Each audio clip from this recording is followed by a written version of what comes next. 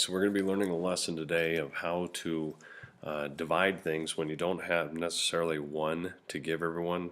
I guess what I'm meaning is like this problem here. Three friends are going to split two pizzas evenly. How much pizza does each friend get? Well, each friend can't get one pizza. So you could do this the long way if you needed to. You could draw a picture.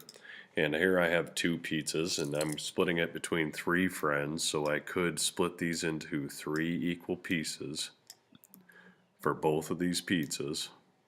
And we could see just from the drawing that friend 1 would get 2 of them, friend 2 would get 2 of them, and friend 3 would get 3 of them.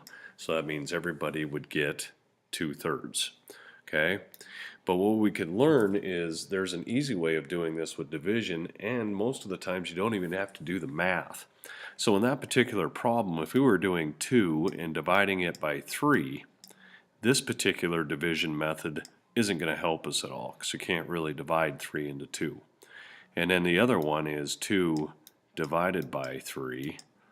But in that situation, the same thing applies. That's not going to help you at all. But what we need to remember is that the fraction bar also means divide. And what we can use then is the fraction bar to set up this division problem. And what you really need to memorize is, in a division problem, the number on top is telling you what is being split up. What's being split up into different groups. Okay, and then the bottom number is telling you how many groups are you going to split them up into. Okay, and which is basically just a division problem anyway. Okay, so let's go back to our first one. Three friends are going to split two pizzas evenly. Alright, so now if I fill this out as a division problem using the fraction bar, what's being split up goes on top. Well, the two pizzas are being split up. And then how many groups are they being split into? That goes on the bottom. 3. So this means 2 divided by 3. Now before you start thinking hard about what 2 divided by 3 is, this is already telling you what the answer is. 2 divided by 3 is 2/3. Okay, and that's a normal fraction. If it was an improper fraction, we'd divide it like we normally do and write it as a mixed number. If it wasn't reduced, we would have to reduce it as well. But this is actually our answer. So 2 divided by 3 is 2/3. Let's try another one here. 8 classmates share 15 boxes of donuts on the school bus on their way to their field trip. How much does each classmate get? Well, we got to first figure out what's being split up. Is it the 8 classmates or the 15 donuts? Well, it's the 15 boxes of donuts. And we're going to split them into how many groups? Groups of 8.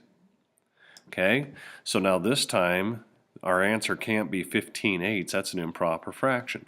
So just like normal, we divide 15 by 8, and it goes in once with 7 left over. So that means our answer to this one, how much does each classmate get? Each classmate gets 1 7/8 boxes of donuts. Okay, let's try another one. There are 5 kids that are going to share 2 pieces of poster board. How much does each student get? Well, what's being split up? The 5 kids or the 2 pieces of poster board?